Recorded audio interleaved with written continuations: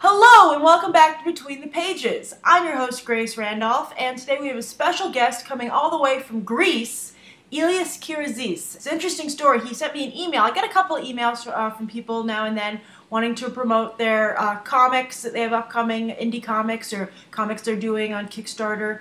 And I got this email, and so I always try and take a look at them, as many of them as possible.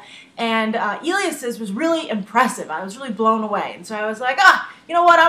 I don't have a lot of time because it's, as many of you know, it's a lot of work to edit these. But I was like, this comic looks so good. I'm going to do the episode. And lo and behold, Ilias, you're kind of a big deal in Greece. Thank you.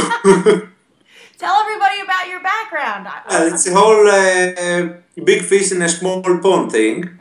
But I've been working, I've been doing comics professionally for 10 years, mainly for newspapers and newspaper supplements and magazines. And from 2007 or 8, I think, I started working for American publishers, mainly IDW. Mm-hmm. And Zuda, this is late. They're online comics. Online imprint, yes. Now you're a writer and an artist. Yes. Right? And here in American comics, you've mostly been doing art, correct? Yes. Okay. The only thing I've written in English is my Zuda comic melody and a graphic novel called Falling for Lionheart from IDW. Oh, great. So let me ask you this right off the bat. Why do you think that it's so hard for creators outside of America to break into the American comics market? I think it's hard for everyone to break into the American comics market. That's true, yeah. There's too much talent. I mean, you have to be one of the top artists in the world to actually manage to get some work in comics. So it doesn't matter if I don't think it would be easier for me if I was an American. Mm-hmm. I think it's just hard. Well, with your following in Greece, is that what got you noticed by IDW and DC for Zuda, or was it your own, or were you an entrepreneur? Did you put on your entrepreneur hat and go out and contact them? My IDW contact was Scott Lobdell. I met him when he was here in Greece for a Greek convention. He liked my work, we started talking, and he brought me to IDW for a couple of miniseries together. With Zuda, it was through their official contest. I just applied, and so it is important to go to conventions, right? I'm always trying to tell people, go to conventions.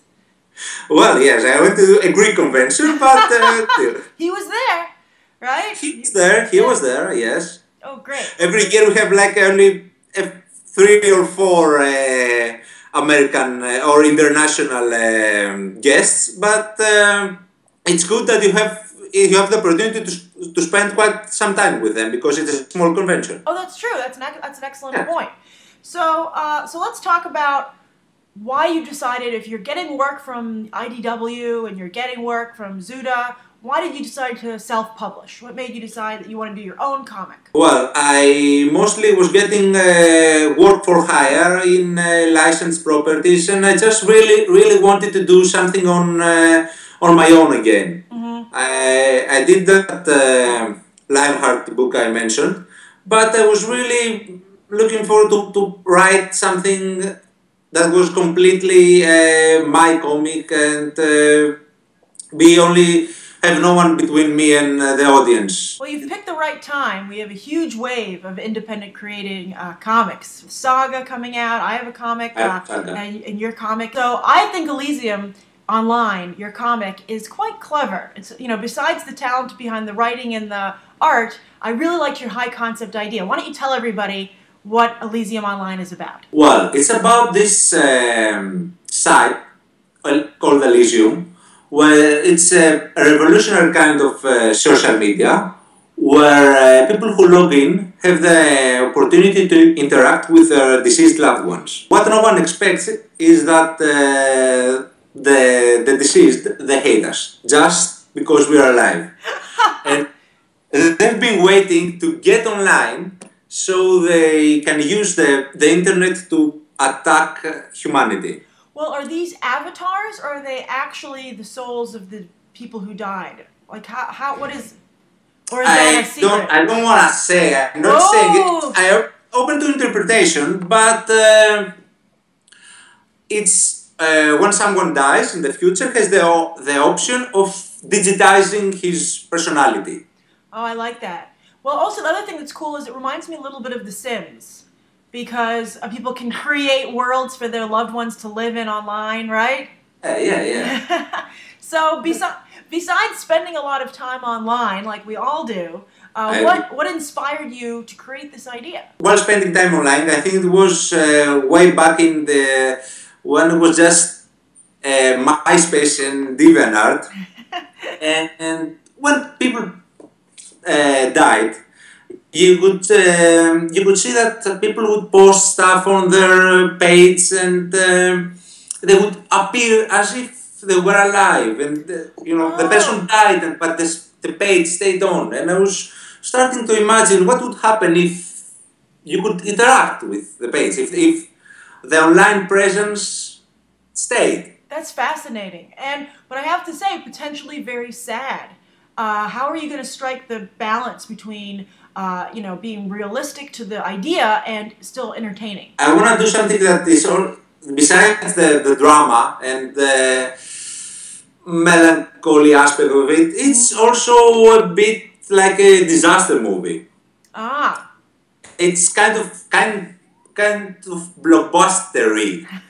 Yeah. And I'm trying to think to make something like I like to call it a thinking man's disaster movie. So let's switch into sales mode here. All right, what's the lowest someone can contribute to your comic? The lowest is $7. And what do they get? That's for the digital version of the comic. How much do they have to give to get the hardcover? I mean, the actual physical copy. Not hardcover, the soft cover. Okay, soft cover. It's $20. Oh, that's great. Okay. Yes. And so, how many pages is it going to be, so people know what they're getting? The story is 88 pages, and with extras and galleries and stuff, it's 96 pages. That's very exciting. Okay, great. So everybody, the link's going to be down below in the video description, so you can go and give to Ilias's Elysium Online. And also, I just want to talk about just a few other things. Do you have any advice? I mean, there are a lot of international viewers here on Think About the Ink. Is there any advice you have to creators who don't live in the U.S. and can't get to U.S. conventions? You said you went to a convention in Greece. Yes. What do you say to someone who feels that they're literally an ocean away from the industry? Well, it's the internet. I mean, try and find people through the internet, try and show your work to the right people, and you never actually know who the right people are. I mean,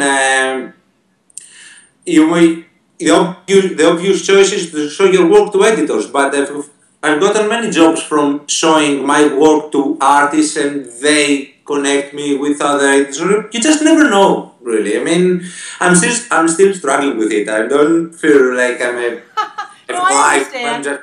I'm still trying to see what I can. So I only have 2 questions left to ask you.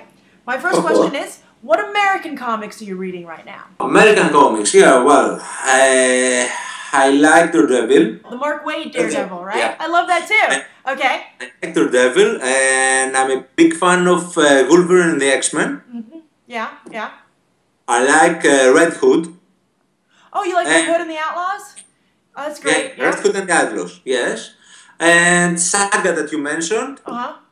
And I'm a huge fan of Lock and Key. Oh, great. Oh, excellent. And then my last question for today is, what foreign comics do you recommend to us American readers that maybe we don't get to see in the American comics media? What's a good comic that you're reading right now that we would maybe have here or hear about? Well, to tell you the truth, I'm not a huge fan of European, French, Belgian, BD type of comics. Although I read most of the younger age stuff, you know, the Asterix and all that. Oh yeah, I love that stuff. Lucky Luke. Yeah. But I mostly read American comics and, of course, Greek comics. Oh, good. But all of my favorite Greek artists are coming your way, and they have new American comics. So. Oh, great. Like, for instance, who? I'm trying to... Amara's Blade is coming from Dark Horse. Yeah, that's a friend of mine is doing it for Dark Horse. Oh, that's great. I'm just trying to broaden our horizons. You know, I think that we want to... You know, I think it's, as you said, the internet... Well, you know, the situation in Greece, you're aware that it's quite bad. So no one works in... none of the Greek artists work in Greece anymore. They're just trying to spread out because it's the only way they can... work. Well, I think this is Elysium Online is a fantastic idea. I'm very excited. You only sent me the first 2 issues, so I'm hooked. I gotta find out what's going on. I'm gonna give to your campaign. And also, do you think that if Elysium Online does well, do you have mind for a sequel, possibly, if there's a demand? Or is this like a standalone story? It's pretty much a standalone story, but I would like to have other people give it a shot. They have like other artist version of Elysium or that Elysium world. I would like to see that. That's fantastic. Great. Thank you, Ilias. I'm so glad. It was perfect. Thank you for coming on the show. Thank you for having me.